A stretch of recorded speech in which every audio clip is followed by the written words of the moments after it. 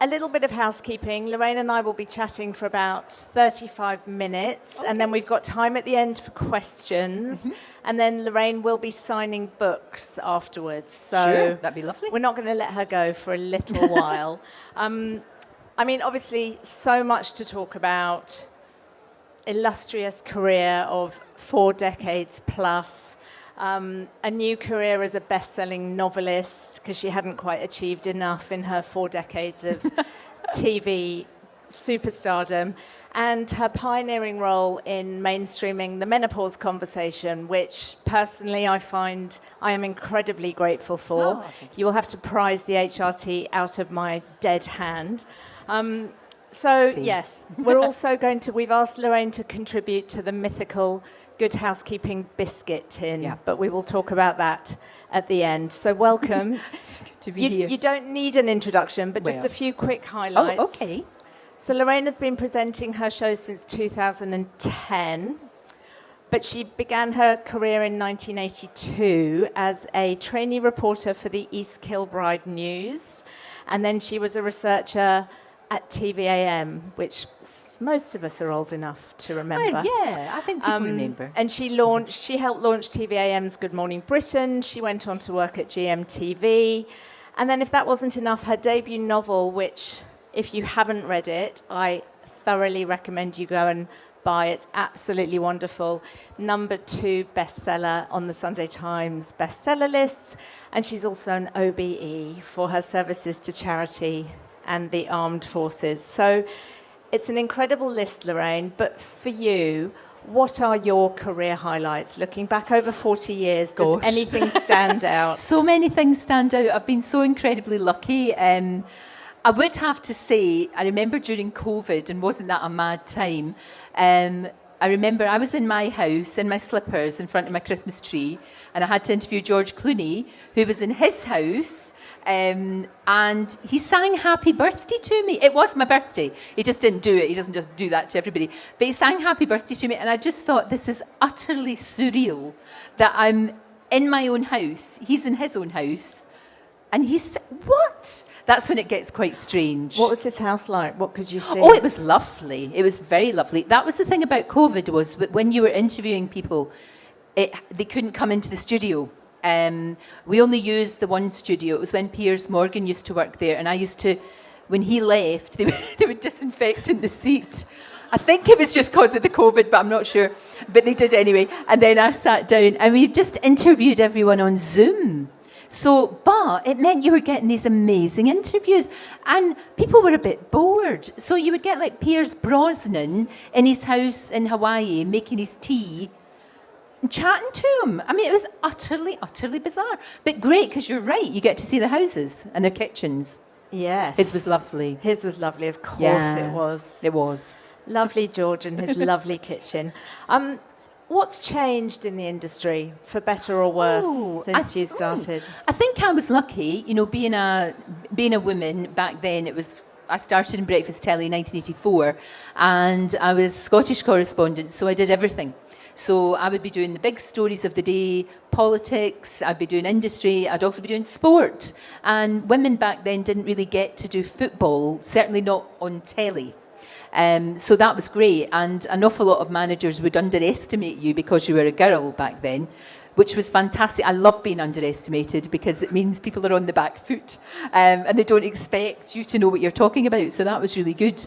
But yeah, things have changed. I think I was always lucky that breakfast television was kind of pioneering, and my direct bosses have always been women, and now the head of ITV for the past few years, Carolyn, is clearly a woman, and that makes a massive difference. It might not be really evident, but it's just a subtle change in culture, which means that, childcare issues, things like sharing jobs, job sharing, things like that, it's a lot easier at ITV than I think other places it's a bit more enlightened, I think.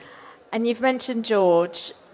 But the list of people you've interviewed is extraordinary. Yeah, from it's brilliant. Of Buzz Aldrin through to Oprah Wonderful. Winfrey. Yeah. Any favourites? So many favourites, and funnily enough, sometimes it's not the big, huge, massive stars, I guess, because I am a bit of a geek. William Shatner, for goodness sake, Star Trek. I know, Mr. Spock, Leonard Nimoy. I mean, he was my first crush when I was a kid. I know I was a very strange child indeed. Hugh Jackman is a delight because he is so polite. His mum was from the UK, and his mum drilled it into him that he had to be polite to everybody, and he's just so easy, makes it easy. The worst thing is if either maybe they're a bit refreshed, you know what I'm saying, if they've had a wee drink, or they've got a massive entourage, or they've had a drink and a massive entourage, that is when it's difficult. Come on, name some names. Who's been a little bit tricky? Tricky, I suppose. God love him. Bruce Willis was tricky, but in hindsight, I think that's because he was struggling. Maybe a long time ago, because I know he's not well. Mariah Carey was just bonkers. Unbelievably bonkers. Good bonkers or bonkers? Entertaining bonkers. And then we never got to interview Lady Gaga because it was going to be after the show because it was taking a long time to get ready. It was in the days where she wore dresses made out of meat. Do you remember? Remember that? What the heck? I suppose if you got hungry, you could chew away on yourself, but all seems very odd. And we waited and waited and waited. And bear in mind, my crew are in earlier than me, and they've all been up since like 3, 4 in the morning, and she just never turned up. And they kept telling us, she's in the car, she's in the car, she's in the car. Nah, and eventually we just, at 2:00 in the afternoon, we just had to call it a day, which was a great shame. I would love to have talked to her, but you do have to wait sometimes for people. But the worst one was our Ross King. I don't know if you watch the show, you'll know Ross is our Hollywood correspondent, and he waited for Ozzy Osbourne for 3 days.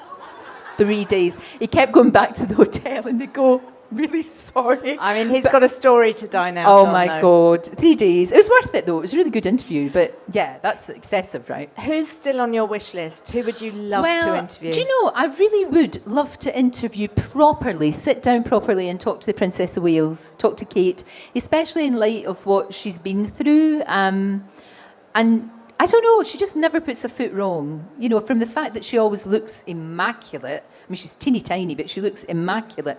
But what she's been through, you know, we all know about family rifts, and obviously she's had the cancer diagnosis, and then her father-in-law, for goodness sake, the king. So many things have happened. But wouldn't it be great to, like, really sit down and she let her guard down and you could crack open a bottle and just, right, what are they all really like? Tell us everything. That would be amazing. That would be amazing. I mean, I think one of the sort of really standout things about your show is that it's about so much more than celebrity. It is about more important themes and social themes and politics. I mean, last week's utterly brilliant interview with Christine Tramarco, who plays the mother in, I don't know who's watched Adolescence, but this extraordinary Netflix show. It's a hard watch, but it's well worth it if you haven't.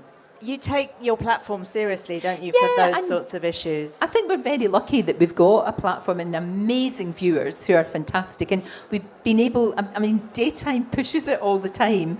And we're always, you know, we always want to sort of like get rid of taboos, you know, whether it's a health issue that we shouldn't be embarrassed about. I mean, we did this massive campaign on bowel cancer with lovely Debbie, who was like a force of nature, and I still can't believe that she's not here. She was just wonderful. And we've done our breast cancer campaigns. You know, we've had Dr. Hillary doing an examination live because it's only a boob and you've got to know what to do. You know, it's all very well saying this is what you do, but to actually see him doing it or telling the lady how to do it to herself was remarkable. So it's really good to bust those taboos, I think.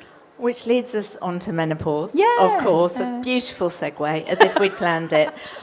Why did you want to take that on? Because at the time you did, lots of high-profile women were not talking about menopause. No, they wouldn't come on. We asked, so I won't name names, but we asked a lot of women of a certain age who were very high profile, would they come on and just chat about the menopause for us? Because I was going through it myself and I was finding it quite a struggle. You know, I was feeling a bit flat and not myself, and I couldn't really understand what was going on. And in the end, we couldn't get anybody. So what we did was Dr. Hillary and I just swapped seats and he interviewed me about it.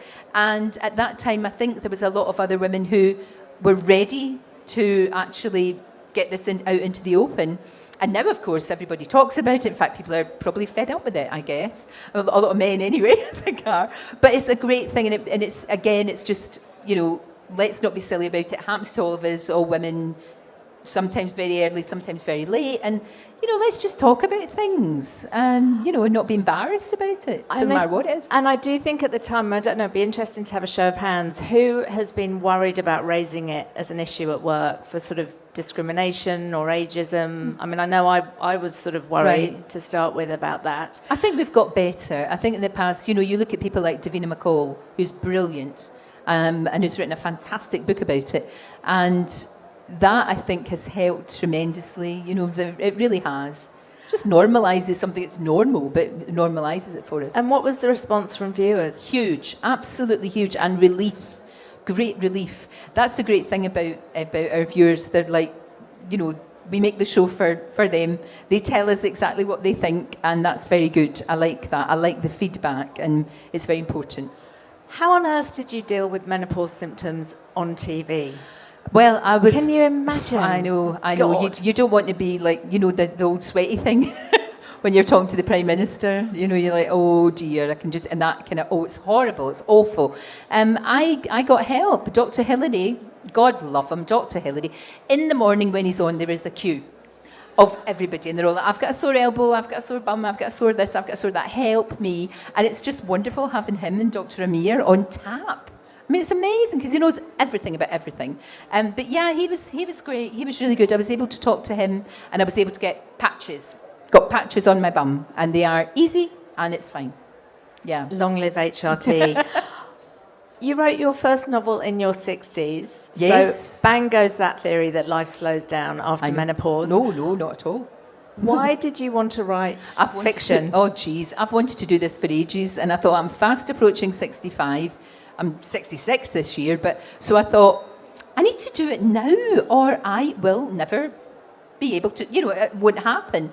And I was lucky enough to get Orion, the publishers. They were so fantastic and they said, right, off you go. So I went away and I overwrote horribly. I mean, honestly, this book, That's you wouldn't be able to lift it up. Nightmare. I just wrote and then eventually thought, I've got to stop now. And then they were so helpful to say to me, right, you've got to cut this back, which I did. And it's been wonderful. And I always wanted to write about Orkney. I don't know if any of you have ever been to Orkney. Who's been to Orkney? It's way north. Brilliant, fantastic. It's the most beautiful, magical place. So I knew the story was always going to be set there. And it's been wonderful. There are bits of it that are quite dark because life is like that. It's not all tied up in a big bow at the end. Again, life is like that. But ultimately, it's about relationships and hope. A lot of hope in there, a lot of laughs as well. And it's a wee bit naughty, but nothing that my mother wouldn't like. I had my mother in the back of my mind. And no sex scenes, none of that. Can't do it. There's romance. We all know what happens. We don't need it spelled out. What I think is really interesting actually about it is it's about identity for me and who are you and what forms you. And there are some themes in there that are very serious themes, about trans identity, but you don't dwell on them. They're just part of the story. No, I wanted someone in there to be trans, but that to be the least interesting thing about them, because I think generally we are an amazingly tolerant country, and that's fantastic. But I do think that everybody, it doesn't matter what side of the fence you happen to be on, we're all entitled to our opinion, and we should be able to talk about it. I don't go in for this kind of banning things, banning subjects, banning people, sacking people for their beliefs. I might fundamentally disagree with that, with what they think, but I would never say, we've got to talk. We've got to talk. And unfortunately, I mean, don't get me wrong, social media is an amazing thing and it can do wonderful things, but it can be very dark as well. And I don't think anyone should ever get cancelled for their beliefs. I don't. Even if like I say to you, I fundamentally disagree, I still think you should be allowed to say it and I should be allowed to challenge you. 100%. You've got to do that. It's got to be done. What does Orkney mean to you? Oh, it's my wee safe place. When I go to Orkney, it's like, when you go somewhere and you just kind of go, you just relax. I can feel the stress oozing out of my body. And it's a lovely place. And I wanted to write about a girl who had to leave Orkney for it's actually a really strange and really dreadful reason. It's quite traumatic. And then she has to go back after 20 years. And it's how you reconnect with people, whether it's your mother or your sister. And she's got a very, very toxic relationship with her sister. And how you how do you do that? If you've abandoned people for a reason that is very clear, and then how do you rebuild that? It's quite difficult. How often are you there? How often do you go back? I would go at least twice. I mean, I'd live there if I could, but I don't think everybody that works on my show would be that happy to move so far north. But yeah, I try and go at least once, twice a year, definitely, for as long as I can. And you were saying you're opening the show, the Orkney Yes, Games this year? it's the games. It's for islands all over the world. They have the island games. There you go. So it's islands from wee tiny islands in the South Pacific. The Falklands are there. Shetland, obviously, and a lot of the other islands in Scotland. Scilly Islands as well. And basically, we just have fun. And compete as well in little sports. It's like a baby Olympics. Tell us about your writing process. Do you have a desk? Do you have any I've got traditions an and iPad. habits? I've got a little iPad and usually just at the kitchen table, but I have to be quiet. I can't put the telly on. I can't do that, and because it's just so distracting, I have to be really there. So I tend to do that weekends, night times, and holidays. Except now listen, how long have we been talking and I haven't mentioned my granddaughter? It's usually about 1 minute, 10 seconds. I'm like, anyway. And then I show everybody 100 photographs. But yeah, she is the best distraction in the world. So I haven't got that much work done, but I've nearly finished the second one. So I have to get on with that. How much can you tell us about book 2? It's set in the same place, kind of. There are references to the first book, and the people that I couldn't let go of will be in the second book because there's more stories to tell. Freya's there, Evie's sister's there. There's someone that comes from their past and creates havoc. So you're building a world, aren't you? Yeah, that we can a little keep bit. going back to. I hope so. That'd be good. I'm glad Freya's in it, and I'm glad her sister's in it. Any advice? I'm sure there are people sitting here who would love to write a novel. Sure. Any advice for them? Do you know what? It's really simple. Just get the words down. That's what they say. I know that sounds absolutely ridiculous, but don't be put off. And don't worry if it's not perfect, because it doesn't have to be. You can go back and polish things. Just get it out there. And weirdly, again, I'm very lucky because I got to talk to people like Marion Keyes, who I think is one of the best writers ever. I love Marion. And she said, go with the characters. And I was like, but how can you do that? Because you're the person writing them. But she said, yeah, but once you get to know them, what you thought they were going to do, they won't do that. Once you know them. Do you know what I mean? It's so interesting. And I thought, but when I started writing, and did that happen? True. Absolutely. I had like a plan, in a straight line, and then you end up going all round here and things occur to you as you are writing. So this book is very different to what I thought it would be. It's better, I think, than what my original idea was, which is gone now. But yeah, it's really fascinating. But do it, and do it for yourself. Don't do it for anyone else. And don't be distracted by anyone else. And show it to someone that you really trust. I showed it to my mum, because my mum is very, she'll tell you. Oh, she'll tell you. Sometimes I phone her up every day, and she'll say, what was that this morning you had on? Oh no. She always goes, oh hen, oh no. And she always does that. And I think that's great. You need somebody, because How old's your mum? She's 84. Well, she's 83 3/4, she calls herself, but she's 84. And she watches me every day, and she's fabulous. We're about to launch the Good Housekeeping Good Books collection, which fantastic. Sort of move over Richard and Judy Book Club, because the Good Housekeeping Good Books collection is coming, and you'll see stickers on books. Oh, good. From April, and the books are chosen by our VIP members, some of whom are here, so I hope you've signed up to review the books. How do you choose what to read? And what's on your bedside table at the moment? I've always got, I'm very interested in to do with Antarctica, so South by Ernest Shackleton is beside me. But my job, I'm very lucky in that I get to read books that, and maybe books that I wouldn't necessarily choose. I wouldn't be the person that would buy that book about dragons. But actually, yeah, it was really interesting. Or I might not want to know that person's life story, but then you go, wow, this is fascinating. So that's good. But I love Marion, anything to do with Marion. I love Kate Atkinson. I think she's a brilliant writer. And I go back to Maeve. I go back to Maeve Binchy a lot. If I'm just feeling I need a cuddle, Maeve does that for you. Beautiful, beautiful storyteller she was. Beautiful. So the new Good Housekeeping podcast, My Life in a Biscuit Tin. Yes, I love that. And we are asking brilliant women, Right. in a world of clutter and too much stuff, we're Yes. asking them for the things that they would put for safekeeping in the metaphorical Good Housekeeping biscuit It's a tin. great idea. And we will save them in the metaphorical Good Excellent. Housekeeping pantry. Right. So what would you put in the biscuit tin and why? It wouldn't be stuff because I'm not very good at stuff. I've only got one pair of earrings because I've got one pair of ears. It would be something by Rosie. I think probably when she was teeny tiny, about 2.5, she made what I thought was a snowman, but it was actually an angel. I should have realised that. That went on the top of my Christmas tree, and it goes on the top of my Christmas tree every year. It's slightly wonky. It's kind of she's showing her age, this wee fairy. But that is my most prized possession, and it gets taken down off the tree and sort of like wrapped up as if it's the most precious jewel that you would ever imagine. And that definitely I would. Yeah. I can imagine your granddaughter is going to be creating lots of things that will go in that 100%. biscuit tin. Yeah, Drawings. she would be in the biscuit tin, obviously, but she would be. Yeah, she's great. She's 7 months now, and she wakes up smiling. It's incredible. She's so like her mum. How often do you see her? I see her all the time. I've not seen her since Sunday. That's been the longest. I see her all the time. I'm a nuisance.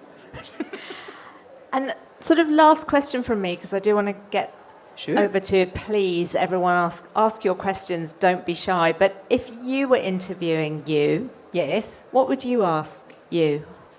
I would. Oh, that's a great question. How have you managed to get away with it for 40 years? Lorraine, What do how you have you know? managed to get away with it for 40 years?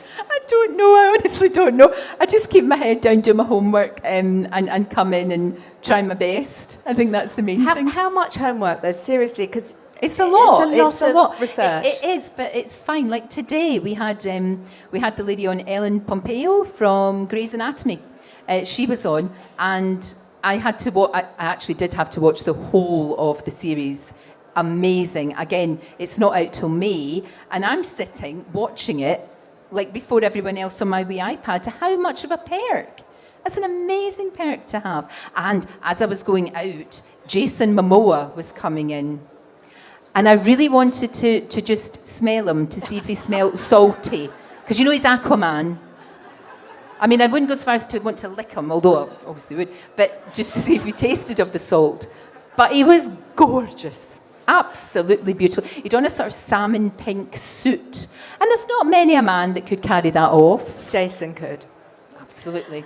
So you get away with it and you'd sniff Jason Momoa if 100%. you could. Who wouldn't? So have we got a microphone ready? We've got a microphone. great. Hands up. Let's try and get a few questions. Yeah, Please don't be get off shy. me. I'm sure people have got questions for Lorraine. And if you don't, I asked ChatGPT what it would ask you. Did you? But they're not very interesting questions from ChatGPT, so I'd rather have Much some more audience interesting from ones. you. So thank you so much, really fascinating. So if you had to do it all over again, so you're going to be 15 years old, you're going to choose your career at age 16, would you do the same again, or is there something you thought I'd love to do that as well? Well, I wanted to be an astronaut, obviously, because why wouldn't you? And then I wanted to be a fighter pilot. But when I went to the careers officer in 1977, he just looked at me and said, no. And now we've got women in the Red Arrows, which, yes, and we've got female astronauts, as we know.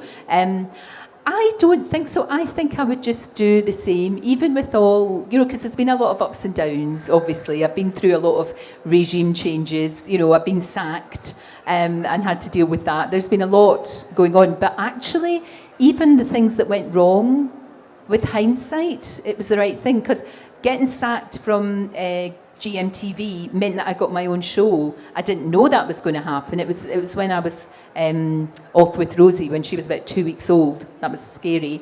But that led to something else. So these sliding door moments. What I do worry about is like a kid like me, from a working class background, particularly with my accent, that I was told by BBC Scotland was I'd never make it in telly. But there you go. Ha ha ha.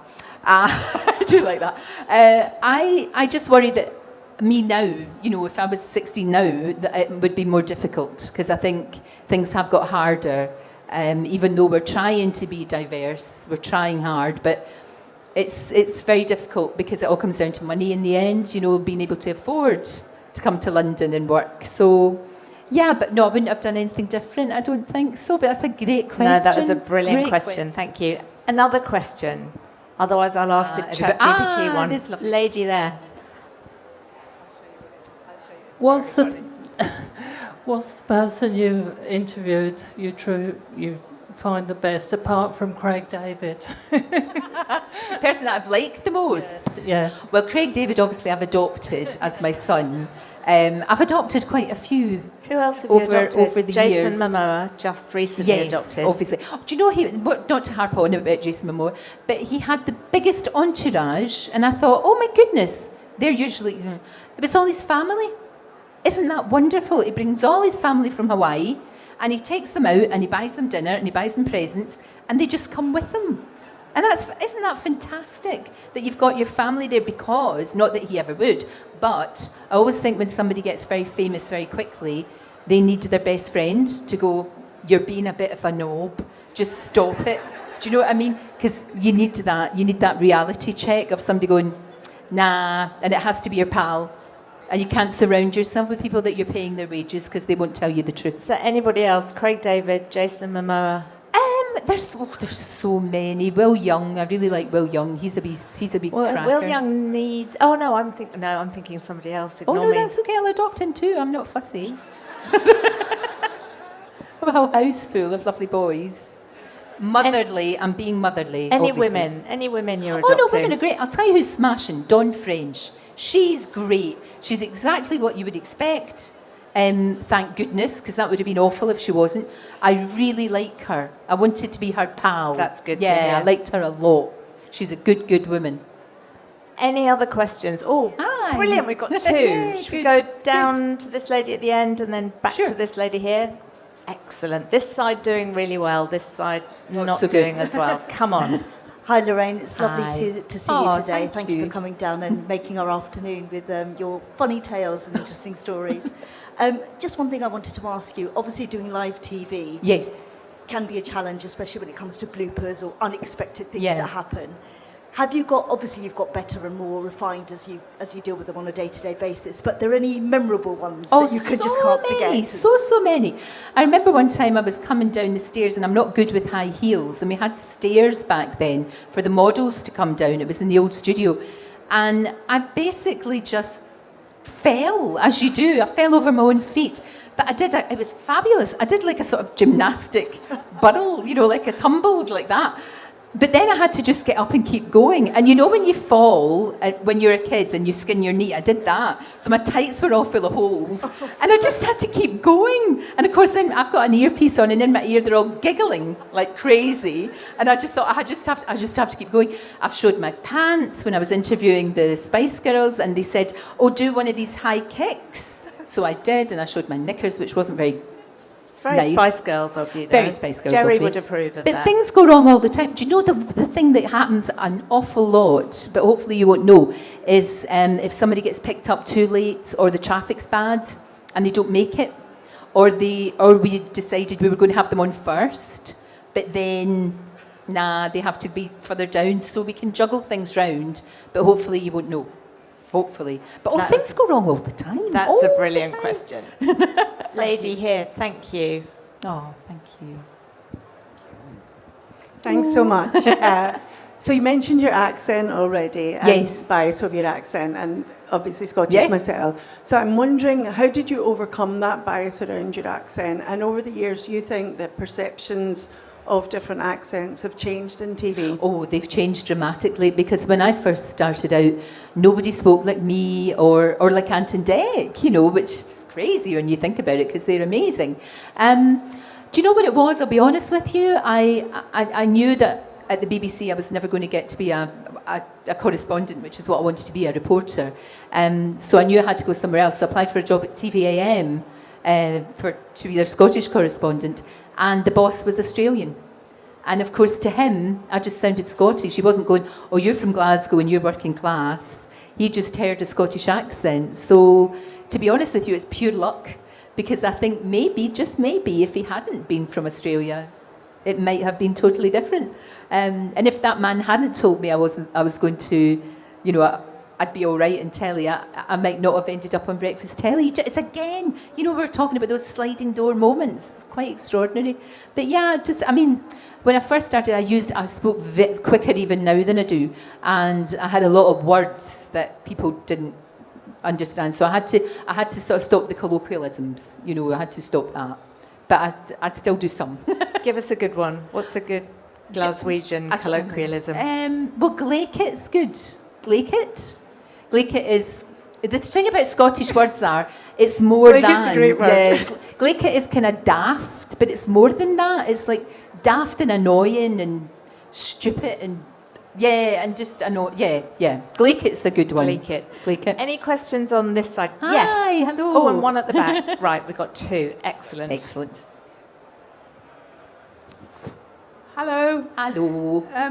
Do you ever have an age in mind that you think you want to retire and do other things? You know what? We just this week celebrated Mary Berry, who is 90 years old and amazing. Me and my daughter interviewed her for our podcast, and we interviewed her in her house, and she made us brownies. Obviously, they were amazing. But she's I don't think I could retire completely. And she was talking about that very thing, because she said, I don't see me retiring because I love what I do. I love making TV shows, she said, and obviously she loves cooking and baking and all of that. And she's 90 and she's sharp, you know. I think if you love what you do and you really enjoy what you do and you're interested in it, and again, I'm so lucky with the job that I've got that I do meet so many people, I don't know that I could retire completely. I mean, listen, I don't take it for granted. I know that one day a new boss can come in and just go, nah, we'll just, we'll change the cushions on the sofa and change the presenters, because that's what they tend to do. And that's fine. You know, I've had a great run and I can go and do something else. But it'll happen eventually one day, but hopefully not for a little while. Okay. And then it was lady at the back. If they do replace you, we'll all turn up outside with placards, right? I have been very lucky, because you do hear a lot about ageism. But you know, I think I'm the oldest at 65, probably. But a lot of older men, and it never comes up with men. Janet Street Porter, and lovely Gloria. Yeah, of course I'm not. The loose women. Oh, that's good. I'm a young thing. I'll just say that anyway. Hi, Lorraine. I just wondered. So we've had what's the best interview you've done, but what's on the polar opposite side, the weirdest, awkward, or strangest interview you've ever done? And who that's been with? It would probably be TVAM days when we used to have bands on, and they would come, again I use the word refreshed, and make not a blind bit of sense at all. That was always challenging. Or it's somebody like maybe, and they're lovely, but maybe somebody who's got their first part on a soap, like maybe Emmerdale or Carey or EastEnders, and they tend to give me the babies.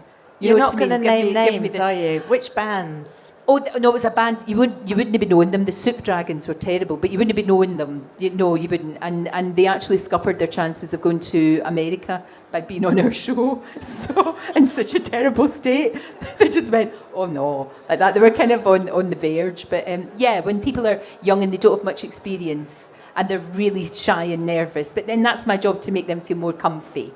But yeah, they're the challenging ones.